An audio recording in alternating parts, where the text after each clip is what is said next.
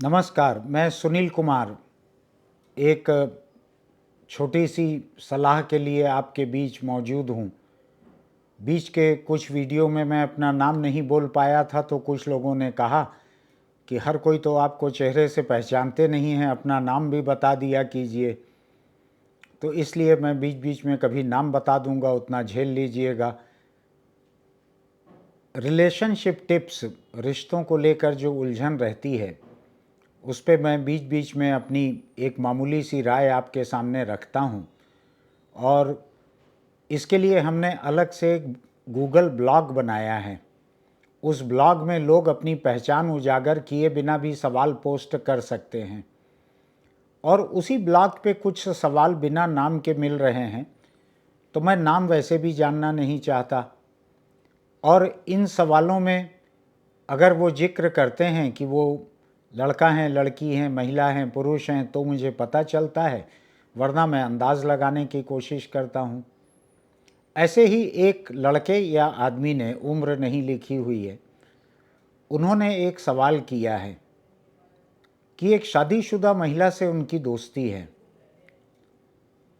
और जान पहचान आगे बढ़ते बढ़ते जब घरोबा कुछ ज़्यादा बढ़ा, कुछ अंतरंग संबंध हुए और उन्होंने 2 कदम और आगे बढ़ने की कोशिश की, तो उनकी उस महिला मित्र ने उनसे साफ साफ एक बात कही कि अपने पति के अलावा उसका एक प्रेमी भी है और वो उनमें से किसी से भी बेवफाई नहीं कर सकती।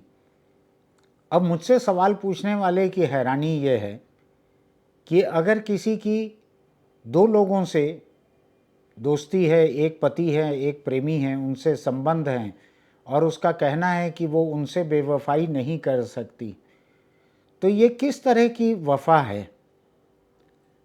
और क्या ऐसे में एक तीसरे के लिए गुंजाइश नहीं निकल सकती है क्या? तो ये सवाल थोड़ा अटपटा है, थोड़ा हल्का है, लेकिन ज़िंदगी में ऐसी मिसालें देखने मिलती हैं कहीं कहीं। मैंने और भी कहीं पे इस तरह के 1-2 किस्से सुने हुए थे, इसलिए मैं इस पर आज टिप्पणी कर रहा हूँ। ये किसी भी महिला का, लड़की का या आदमी का, लड़के का ये हक है कि वो अपनी वफा की सीमाएं खुद तय करें। उनको लगता है कि वो अपने पति और अपने एक प्रेमी, इन 2 के साथ वो वफा रखना चाहती हैं, तो वो ये वफा रखें। वो उनको लगता है कि किसी और की उसमें गुंजाइश है, तो किसी और को शामिल करें, वरना न करें। ये महिला का अपना फैसला है कि वो कितने लोगों से कितने कैसे संबंध रखना चाहती है। ठीक उसी तरीके से जैसे कि आदमी बहुत से लोगों से संबंध रखने के फेर में रहते हैं, लड़के बहुत से लोगों से संबंध रखते हैं या चाहते हैं, इसी तरीके से एक महिला का अपना हक है कि वो कितने लोगों से संबंध रखना चाहे, किससे न चाहे। अपनी वफा और बेवफाई की परिभाषा वो खुद तय करे।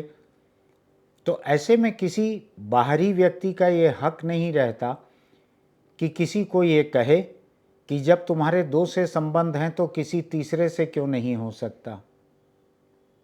अगर उसको लगता कि 2 के अलावा किसी तीसरे से संबंध भी रखने हैं, तो आपसे उसने संबंध बना लिए होते, लेकिन आप शायद ऐसे नहीं लगे।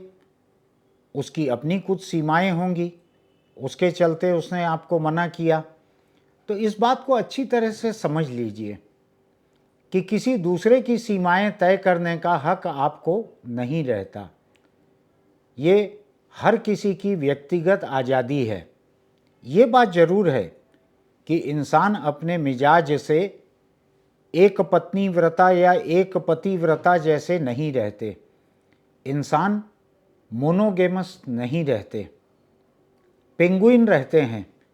पेंगुइन का जोड़ा तकरीबन पूरी ज़िंदगी वफादार रहने के लिए जाना जाता है। मैं इसको वैज्ञानिक आधार पे नहीं कह रहा, हल्का फुल्का पढ़े आधार पर कह रहा हूँ। लेकिन इंसानों के बारे में ऐसा नहीं है।